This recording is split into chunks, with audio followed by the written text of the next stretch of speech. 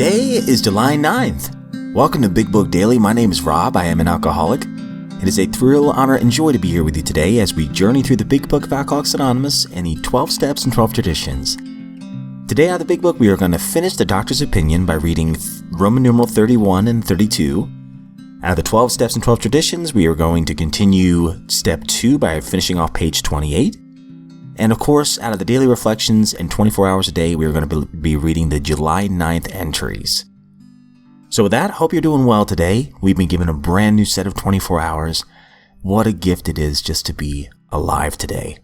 And if we're sober, that's even better, way better. And hey, if you're not sober and you want to be sober, what a beautiful opportunity to begin your new life. So with that, let's get to the good stuff. So if you recall from yesterday's reading in the Big Book, we're at a part where Dr. Silkworth, he relates a couple of people. One is a man that he knew by name and partly recognized his features, but there, as the Big Book says, all resemblance ended. From a trembling, despairing, nervous wreck had emerged a man brimming over with self-reliance and contentment. He had joined this particular fellowship, and now he's relating another story of a man who is in really bad shape. Alcohol is destroying his life.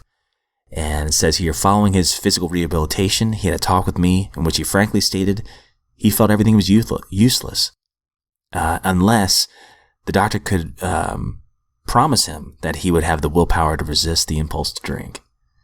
And as we know, a little bit further on in the Big Book, talks about how for a real alcoholic suffering from the malady of alcoholism, willpower is not enough. And they make that very clear. And here we're seeing it already. A little bit of foreshadowing of what's to come. But we're going to finish off the doctor's opinion here, and we see a glowing endorsement from this foundational doctor in AA. So let's get to it. Bottom of 31 and finishing off with 32 and finishing off the chapter. His alcoholic problem was so complex and his depression so great that we felt his only hope would be through what we then called moral psychology, and we doubted if even that would have any effect. However, he did become sold on the ideas contained in this book. He has not had a drink for a great many years.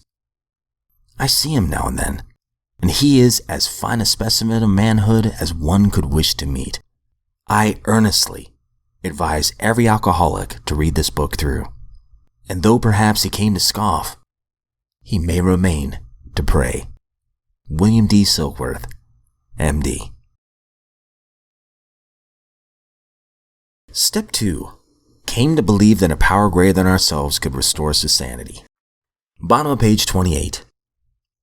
Sometimes AA comes harder to those who have lost or rejected faith than those who never had any faith at all, for they think they have tried faith and found it wanting.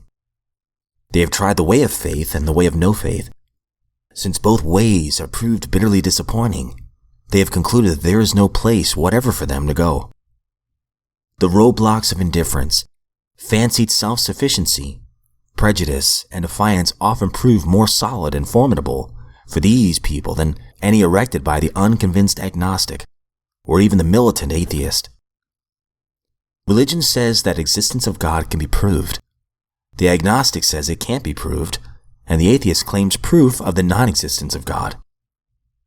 Obviously, the dilemma of the wanderer from faith is that of profound confusion. He thinks himself lost to the comfort of any conviction at all. He cannot attain, even in a small degree, the assurance of the believer, the agnostic or the atheist. He is the bewildered one. Any number of AAs can say to the drifter, yes, we were diverted from our childhood faith too. The overconfidence of youth was too much for us. Of course we were glad that good home and religious training had given us certain values. We were still sure that we ought to be fairly honest, tolerant, and just, and that we ought to be ambitious and hardworking. We became convinced that such simple rules of fair play and decency would be enough. Daily Reflection, July 9th. I am an instrument. Humbly asked him to remove our shortcomings. 12 Steps and 12 Traditions, page 70. The subject of humility is a difficult one. Humility is not thinking less of myself than I ought to. It is acknowledging that I do certain things well. It is accepting a compliment graciously. God can only do for me what He can do through me. Humility is the result of knowing that God is the doer, not me. In the light of this awareness, how can I take pride in my accomplishments? I am an instrument, and any work that I seem to be doing is being done by God through me. I ask God on a daily basis to remove my shortcomings in order that I may more freely go about my AA business of love and service. 24 hours a day, July 9th. AA Thought for the Day. Disillusionment and spiritual confusion mark our age. Many of us have cast aside old ideas without acquiring new ones. Many men and women are creeping through life on their hands and knees merely because they refuse to rely on any power but themselves. Many of them feel that they are being brave and independent, but actually they are only courting disaster. Anxiety and the inferiority complex have become the greatest of all modern plagues. In AA, we have the answer to these ills. Have I ceased to rely on myself only? Meditation for the day. Disillusionment and doubt spoil life. The doubting ones are the disillusioned ones. When you're in doubt, you're on the fence. You're not going anywhere. Doubt poisons all action. We say, well, I don't know, so we don't do anything. You should meet life with a yes, an affirmative attitude. There's good in the world, and we can follow that good. There is power available to help us to do the right thing. Therefore, we will accept that power. There are miracles of change in people's lives. Therefore, we will accept those miracles as evidence of God's power. Prayer for the day. I pray that I will not be paralyzed by doubt. I pray that I may go along on the venture of faith.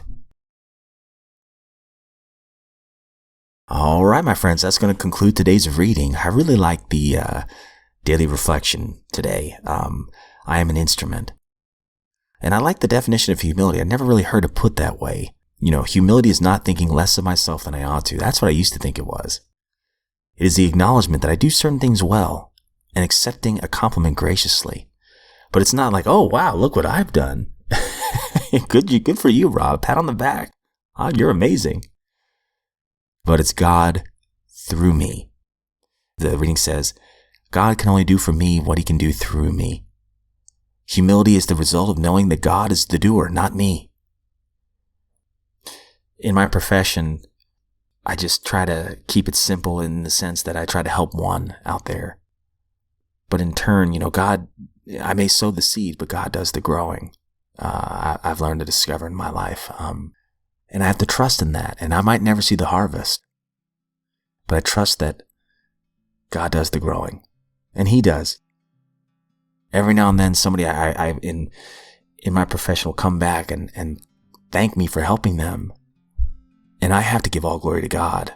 Put my pride aside. That wasn't me, because I had no idea that what I said or did made a positive impact on him or her. It's amazing. And I have to give all glory to my higher power, because that was Him, not me. That's none of my business. I just try to keep sowing the seeds and trying to help, to be of service. And that's what it says right here. I ask God on a daily basis to remove any of my shortcomings.